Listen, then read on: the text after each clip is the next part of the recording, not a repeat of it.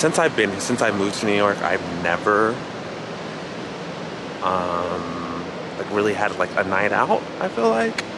And now that I don't like party, do drugs and all that, I especially don't really like go out. And then the pandemic happened, so it's not like I was going clubbing anywhere. I was pretty much just in my room. So I told myself that I wanted to just like spend the night. And when I say like spend the night, I'm just walking around the city by myself on a Saturday night.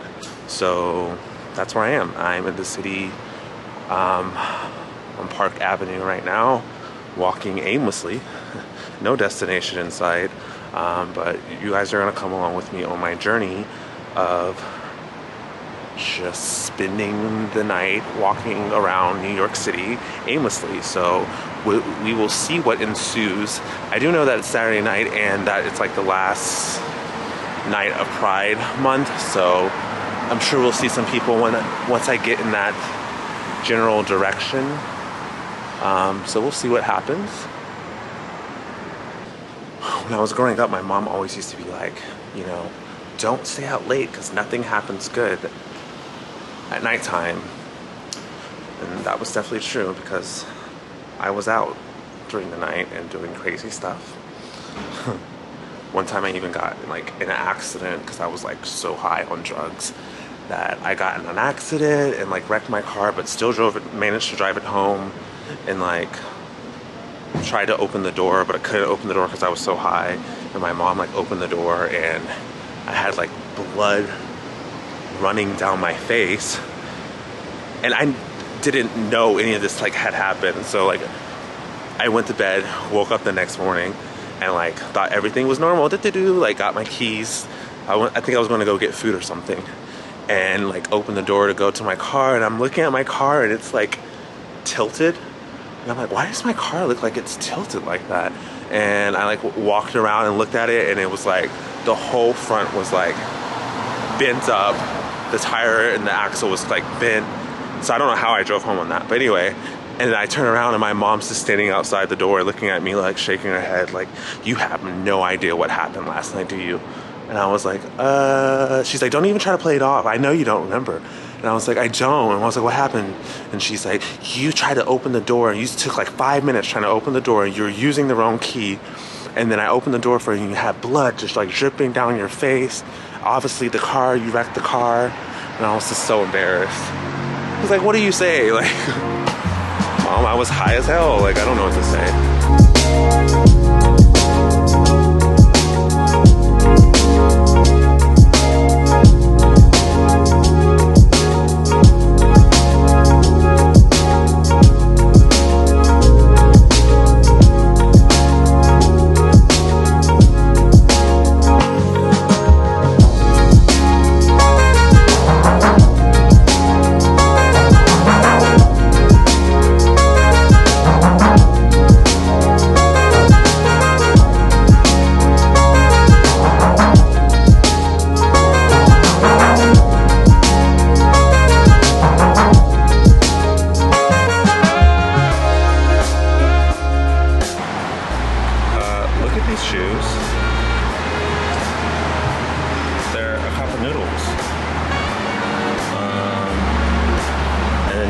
There are light bulbs, and those right there is a teapot. Oh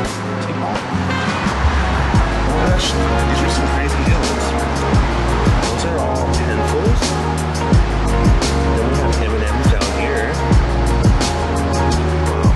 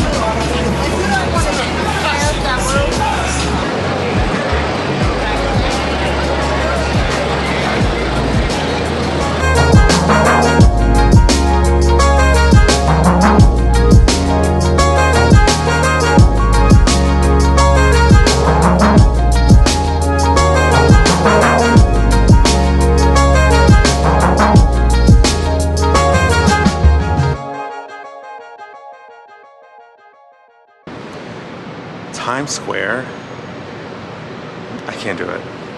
I thought at a little after 1 a.m. that Times Square would be better. It wasn't. Like, that's crazy to me. Like, I can't do it. I can't do it. There's just so many people, and a lot of people, you can tell, are just messed up on drugs.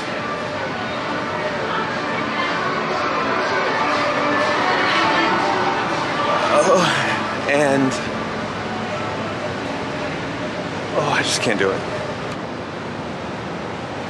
So I decided to come to my uncle's place, which is downtown. And yeah, so I'm headed there right now. I just got off the train, and so I want to hang out here for a little bit because I really have to pee. That's another thing, like when you're walking in the city, especially at 1 o'clock in the morning, well, after 2 o'clock in the morning, there's not many places to pee. So, I mean, I could be just like some of the people I saw, just like literally peeing on the sidewalk, but I can't bring myself to do that.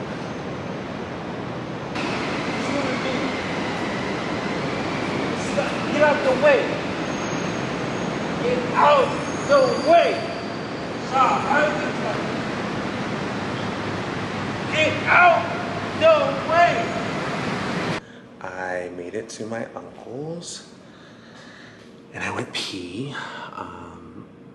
There was a fight. I don't know how much of the fight or the footage I got, but there was almost a fight in the middle of the road behind the building.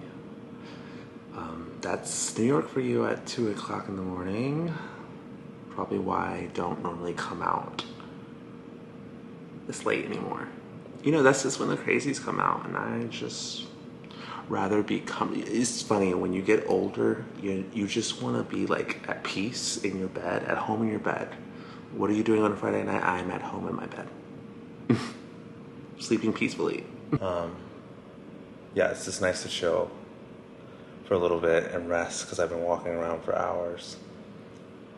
And I've been up since 5 o'clock yesterday, so almost 24 hours, which isn't that big a deal, but when you're walking around nonstop, it starts to wear on you. But I'm just kind of like sitting, relaxing. I'm about to go back out in a little bit and film some more. But I'm just kind of like sitting, kind of like thinking. When I go places, whether it's like I go to the city or whether it's like I go to a different city like Boston or wherever the case, anytime I do, I'm a people watcher. Like I love to people watch. So anytime I go to a new place, I like to just sit and think like, and watch people and think like what their life must be like or what their life would have been like if they like grew up in that place. Like for example, when I recently went to last year went to Cape Cod, like I was thinking, wow, like it must have been so cool to like grow up in this area and like live by the beach all the time. Like I always just think about that, like how different your life would be if you grew up in a different area. But sometimes I have to like catch myself because then I start to compare myself to people, which is just the worst thing you could do. Like I've learned, through years of experience, unfortunately, but everyone has their own journey. So the worst thing you can do is compare yourself to someone else and their journey, like sometimes it's so easier to like think the grass is greener on the other side. Like you look at some people, I used to do this. I used to think of people like in high school and like, oh, they're so lucky. Like, they're growing up in a family that has money, they're blessed financially, and they can go to any school, any college they want to, and then they're going to have the job of their dreams because they're able to afford to go to school for it, and I used to like envy those people, but I had to like realize that that's not my journey. My journey's different from theirs. And even when I, had my addiction and went to prison because of it, that was really hard for me too. Like I was always so ashamed. And in this day and age, in this world, the world will tell you that your past defines you as a person, and that's just not true. As I've grown and learned and gotten wisdom from God, like I've learned that your past does not define the person that you are today. And that's, if you can like really grasp that, that's like a huge learning experience, growth, if you will. Your past does not have to define you. And I think that's why, well, no, I don't think, but like, I know that's why in the past I used to like habitually go back to using, because I was ashamed of my past. I thought that my past defined the person that I am today, and that's not true. And, you know, when I was walking around Madison area where there's old money, I was like watching people walking and just thinking, oh, you know, oh, they must have it so nice. Like they have so much money living in this area. But I had to like quickly correct myself, like, Antonio, like that's not your journey. That's not your path. And, you know, what God has for you, you know, it's totally different what he has for the next person.